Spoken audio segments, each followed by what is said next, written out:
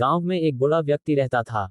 वह दुनिया के सबसे बदकिस्मत लोगों में से एक था। सारा गांव उसके अजीबोगरीब हरकत से थक गया था, क्योंकि वह हमेशा उदास रहता था, वह लगातार शिकायत करता था और हमेशा खराब मूड में रहता था।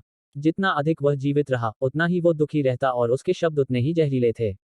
लोग उससे बचते थे, क्योंकि उसका दुर्भाग्य संक्रामक हो गया था। उससे जो भी मिलता उसका दिन अशुभ हो जाता। उसके बगल में खुश रहना अस्वाभाविक और अपमानजनक भी था।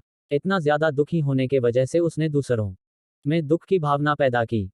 लेकिन एक दिन, जब वह 80 साल के हुए, एक अविश्वसनीय बात हुई। ये बात लोगों में आज की तरह फैल गई।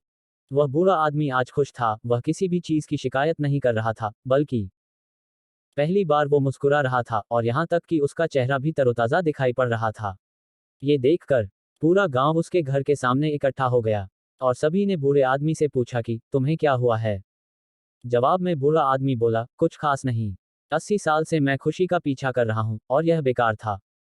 मुझे खुशी कभी नहीं मिली, और फिर मैंने खुशी के बिना जीने और जीवन का आनंद लेने का फैसला किया। इसलिए मैं अब खुश हूं। गांव में एक बूढ़ा व्यक्ति रहता था। वह दुनिया के सबसे बदकिस्मत लोगों में से एक था। सारा गांव उसके अजीबोगरीब हरकत से थक गया था, क्योंकि वह हमेशा उदास रहता था, वह लगातार शिकायत करता था और हमेशा खराब मूड में रहता था। जितना अधिक वह जीवित रहा, उतना ही वो दुखी रहता और उसके शब्द उतने ही जहरीले थे।